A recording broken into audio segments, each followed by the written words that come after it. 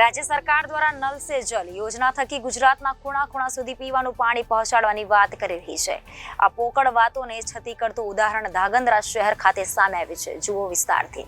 ધાંગધ્રા શહેરના ઝડપથી વિકસતા વિસ્તાર હળવદ રોડ પર આવેલી 5 સોસાયટીમાં રહેતા 60 થી વધુ પરિવારોને છેલ્લા 7 વર્ષથી પીવાના પાણી માટે વલખા મારવા પડી રહ્યા છે। અહીં સોસાયટીમાં વસતા સ્થાનિકોને પીવાના પાણી સાથે ઘર વપરાશ માટે પાણીના પણ રૂપિયા ખર્ચવા પડી રહ્યા છે।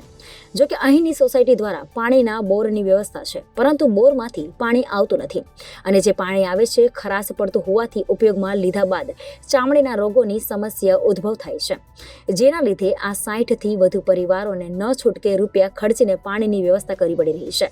સામાન્ય રીતે દરરોજ અહીંની સ્થાનિક મહિલાઓને ઘર વપરાશના પાણી માટે પણ દૂર સુધી જવું પડી રહ્યું છે।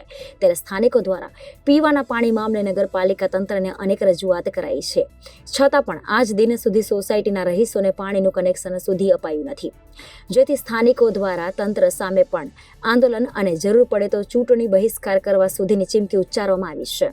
મારું નામ જગદીશ કાંતિલાલ દવે, ઘરા સોસાયટીમાં રહું છું, બરાબર। કોઈ અમે 7 વર્ષ ત્યાં રહી છું, કોઈ પાણીની કોઈ વ્યવસ્થા છે નહીં। પાણી આપે તો સારું કહેવાય, અને કે ચૂંટણીનો બહિષ્કાર કરશે। મારું નામ હિરવણિયા ભૂમિકા। હું છેલ્લા 6 વર્ષથી હિરણ્યપાળ સોસાયટીમાં રહું છું। અમારી સોસાયટીમાં પાણી છેલ્લા 6 વર્ષથી આવતું નથી। અત્યારે અમે અમારી સોસાયટીમાં જે બોર છે એમાંથી વાપરવાનું પાણી લઈએ છીએ। પીવાના પાણી માટે તો વલખા મારવા જ પડે છે, એના માટે અમે ભાર બજારમાંથી વેચાતું પાણી લઈને પીએ છીએ। અને જો સોસાયટીમાં કોઈના ઘરે પ્રસંગ હોય તો તેના માટે ટેન્કર મંગાવવા પડે છે। અમે આના માટે તંત્ર પાસે કેટલી વાર માંગણી કરી, પણ તો એ લોકો અમારા પ્રશ્નનો ઉકેલ લાવતા નથી। મારું નામ જગદીશ કાંતિલાલ દવે, ઘરા સોસાયટીમાં રહું છું, બરાબર। કોઈ અમે 7 વર્ષ ત્યાં રહી છું, કોઈ પાણીની કોઈ વ્યવસ્થા છે નહીં।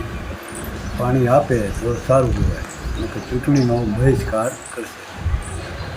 ધારા સોસાયટીમાં રહું છું। મારું નામ રેણુકાબેન ચિરાગભાઈ છે। અમે છેલ્લા 2 વર્ષથી રહીએ છીએ, પણ અહીંયા 7 વર્ષથી એવો પ્રોબ્લેમ છે, પાણી કે પાણી મળતું નથી। પીવાનું પાણી પણ અમારા બોરનું પીવું પડે છે, અને એનાથી બીમારી પણ થાય તો પણ અત્યારે અમે વેચાતું પાણી લઈને પીએ છીએ।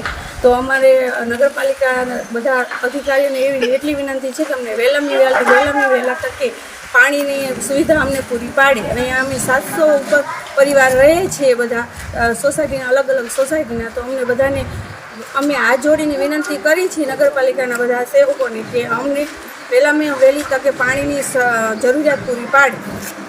મારું નામ મનીષ સોપુરા, મારે શિવરંજની પાર્કમાં રહું છું। 52 નંબર અમારું મકાન છે।